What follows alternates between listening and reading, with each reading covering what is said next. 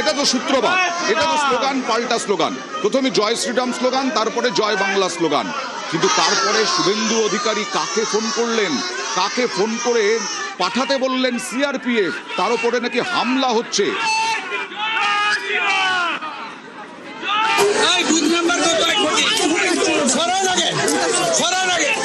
अरे booth number 217 में तुरंत सीआरपीएफ भेजी। हाँ, जय हिंद भवन, मैं यहाँ हूँ, आप भेजिए।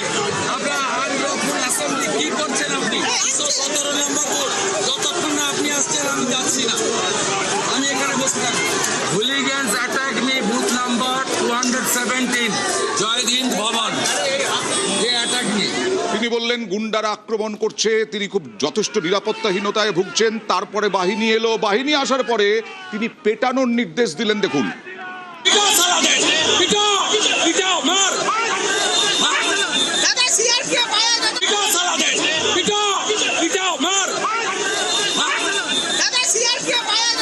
পেটাও পেটাও মার। তারপরে শুরু হলো এই লাঠিচার্জ, তারপরেই শুরু হলো লাঠি।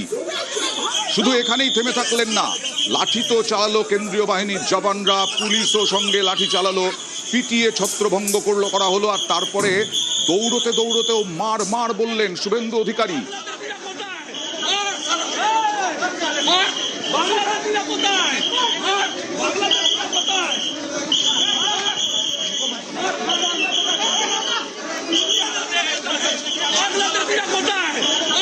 বিমানবাবু একজন প্রার্থী, তিনি বিরোধী দলনেতা এখন নন, একজন প্রার্থী, মার মার পেটাও পেটাও নিদান দিচ্ছেন।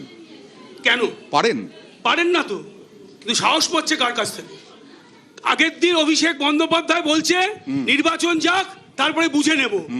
আজকে পশ্চিমবঙ্গে এই যে বাঙালি কালচারের এগেনস্টে সাহস পেল ওই 15 বছরের শাসনে, মমতা ব্যানার্জি এমন করেছে বাঙালির মেরুদণ্ড, বাঙালির শিক্ষা সংস্কৃতি। আপনারা মাস মার্ডার করেছেন, বলতে দিন না আপনারা গণহত্যা করেছেন, একের পর এক মানুষ মেরেছেন, বাঙালিকে মেরেছেন। সংস্কৃতির অপমান হচ্ছে, বাঙালি চেয়ে সে দেখছে কার শাসনে। বাংলার পুলিশ কি করছে ওখানে? তার বাঙালি মেরুদণ্ড নেই? সে কি ব্রিটিশদের সময় জালিয়ানওয়ালাবাগের পুলিশ হয়ে গেছে? বাংলার মানুষের কথা, বাংলার শিক্ষা সংস্কৃতি রক্ষা করতে পারেননি, কারণ এই বিজেপিকে ধরে উনি বাংলায় এসেছেন। এই বিজেপিকে নির্দেশ দিচ্ছে শুভেন্দু অধিকারী আর পিটিয়ে দিচ্ছেন পুলিশ অফিসাররা। কি করছেন? যারা কেন্দ্রীয় বাহিনীর জওয়ানকে পরিচালনা করেন। কারণ হচ্ছে উনার নেতা মোহাম্মদ সালিম তো বিজেপির পার্টি অফিসেই হুমায়ুন কবিরের সাথে মিটিং করেছেন। তো এইগুলো ওদের, আরে বাবা বিজেপির জোট সঙ্গী। তো এখন আমরাই তো বাঙালি অস্মিতার কথা, বাঙালি আবেগকে সামনে রেখে, বাঙালি অস্মিতাকে সামনে রেখে বাঙালি জাতিকে ঐক্যবদ্ধ করার কাজ পশ্চিমবাংলা মাটিতে মমতা বন্দ্যোপাধ্যায় করেছে। কি বলছে?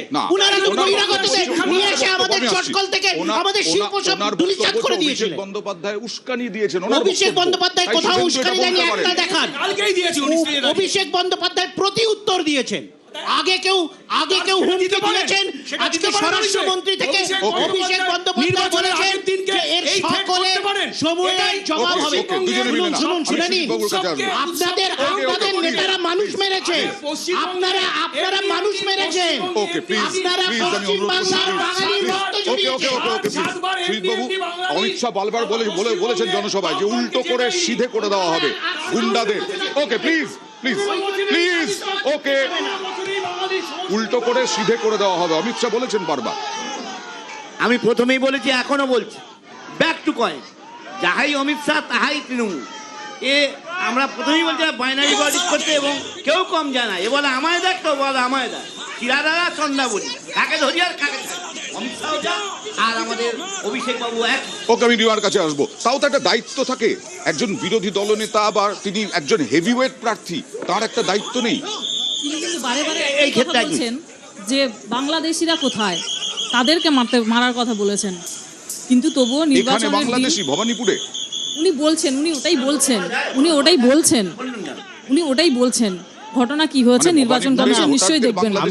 আমি দিদিভাইকে জিজ্ঞেস করছি যে বিগত 6 মাস ধরে কেন্দ্রীয় বাহিনী রাজ্যের হোম সেক্রেটারি থেকে রাজ্যের ডিজি থেকে সব তারা নিয়ন্ত্রণ করছেন। 6 মাস ধরে বাংলাদেশি ছিল, ফরেন ন্যাশনালসরা বাংলার মাটিতে ছিল, তার ব্যবস্থা নেননি কেন? এর তালিকায় যাদের নাম বাদ গেছে তাদেরকে অনুপ্রবেশকারী বা বাংলাদেশি বলে চিহ্নিত করা গেছে না।